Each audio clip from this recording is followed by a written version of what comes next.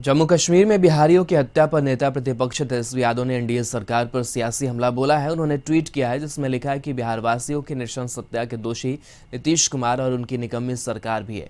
अगर एनडीए सरकार ने विगत 16 साल से किए जा रहे सुशासन के दावे के अनुरूप सचमुच रोजगार सृजन पर गंभीरता से कुछ भी किया होता तो करोड़ों बिहारवासियों को हर वर्ष पलायन और मरने के लिए विवश नहीं होना पड़ता। एक दूसरे ट्वीट में तेजस्वी यादव ने लिखा है कि कश्मीर में आतंकवादियों द्वारा आज फिर बिहार के 2 श्रमवीरों को मौत के घाट उतारने की दुखद खबर सुन मर्माहत हूं। यह डबल इंजन सरकार की इंटेलिजेंस और सिक्योरिटी फेल्योर है। नीतीश जी की गलत नीतियों की वजह से रोजी रोटी के लिए पलायन करने वाले श्रमिकों को अब जान से हाथ धोना पड़ रहा है। इन सबके बीच बिहार सरकार के मंत्री शाहनवाज हुसैन ने भी बिहारियों की हत्या पर प्रतिक्रिया दी, जिसमें उन्होंने कहा कि आतंकियों ने कायराना हरकत की है। आतंकियों को किसी भी कीमत पर बख्शा नहीं जाएगा।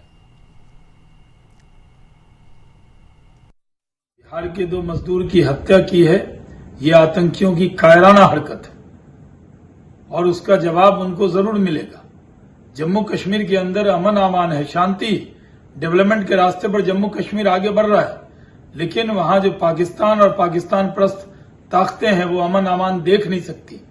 इसलिए वो मासूम लोगों पर, गरीब लोगों पर जिस तरह से हमला किया है, उनकी हत्या की है, इसकी जितनी भी निंदा की जाए वो कम है। बिहार सरकार ने उनके परिवार को मुआवजा भी दिया है।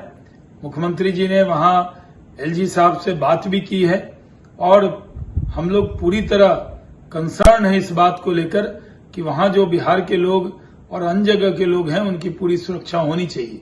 लेकिन आतंकी ने जो इस वक्त सर उठाने का काम किया है, जरूर उसको हमारी पैरामिलिट्री फोर्स और हमारी सेना उनको बख्शने वाली नहीं है।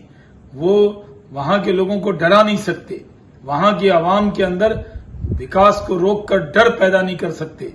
उसका जवाब उनको जरूर मिलेगा।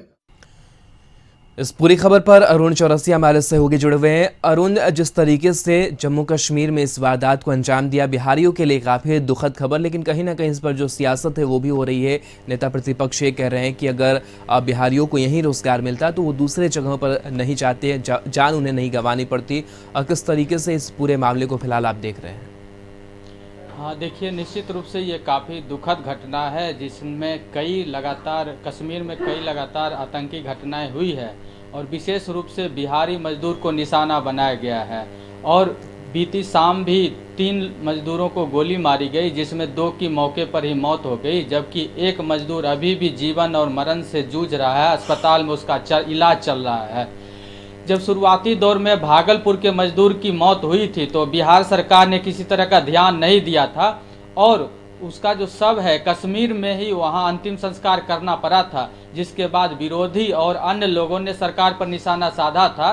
तो अब बिहार सरकार जागी है और जैसे ही कल रविवार को जब 2 मजदूर की हत्या की गई तो उसके तुरंत बाद सीएम नीतीश कुमार ने वहां के उपराज्यपाल मनोज सिन्हा से बात की और घटना पर दुख जताया। इसके साथ ही जो मजदूर हैं उनके परिवार को 2-2 लाख की आर्थिक सहायता की बात कही है।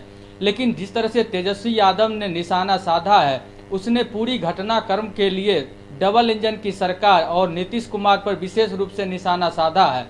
उनका ये कहना है कि चूंकि बिहार में लोगों को रोजगार नहीं मिल रहा है, इसलिए मजबूरी में लोग बाहर जा रहे हैं और इस तरह की आतंकी घटना का शिकार हो रहे हैं।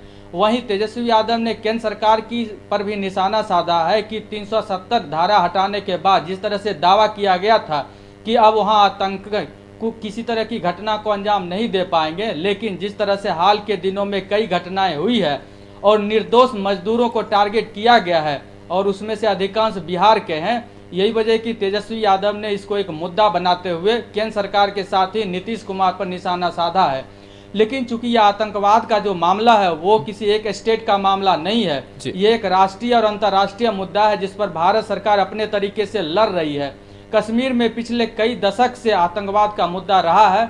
केंद्र सरकार ने कई तरह के कदम उठाए हैं और जिस तरह से शाहनवाज हुसैन ने दावा किया है कि हमारी सेना और सैनिक बल जो है आतंकियों का मुंहतोड़ जवाब देगी और उसे ढूंढ कर उसका सफाया करेगी, ऐसे में ये उम्मीद की जा सकती है कि आने वाले दिनों में जो भी आतंकवादी शेष बचे हैं कश्मीर में, उसके खिलाफ सेना और अर्धसैनिक बल कार्रवाई करेगी और इस तरह की जो घटना है आगे नहीं हो पाएगी। इसके लिए कश्मीर की सरकार भी पर्याप्त कदम उठाएगी।